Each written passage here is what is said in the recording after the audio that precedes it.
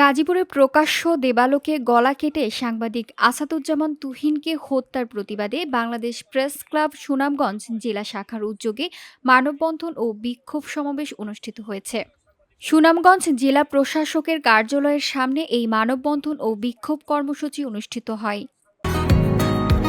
বসুন্ধরা, উত্তরা, বনশ্রী, কুড়িল ও বাড্ডা সহ রাজধানীর বিভিন্ন স্থানে অভিজাত ও অত্যাধুনিক মানের ফ্ল্যাট কেনার এক নির্ভরযোগ্য প্রতিষ্ঠান প্লেজেন্ট প্রপার্টিজ লিমিটেড। তাই আপনার স্বপ্নের আবাসনের জন্য আজই যোগাযোগ করুন। Pleasant properties limited, where destiny matches eventually.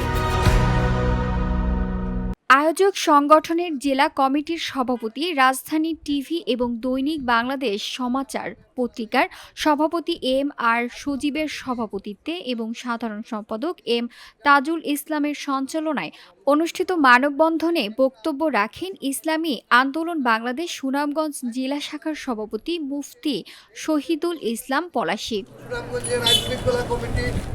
Bangladesh জাতীয় সাংবাদিক সংস্থা সুনামগঞ্জ জেলা শাখার সভাপতি ও প্রেস ক্লাবের সিনিয়র সহসভাপতি আল হেলাল, সংস্থার সাধারণ সম্পাদক, দৈনিক ইনকিলাব প্রতিনিধি মোহাম্মদ হাসান চৌধুরী, প্রতিনিধি মোহাম্মদ আফতাব উদ্দিন ও স্থানীয় বিভিন্ন সামাজিক, রাজনৈতিক, আইনজীবী, শিক্ষক, শ্রমিক সহ বিভিন্ন শ্রেণী পেশার প্রতিনিধিগণ।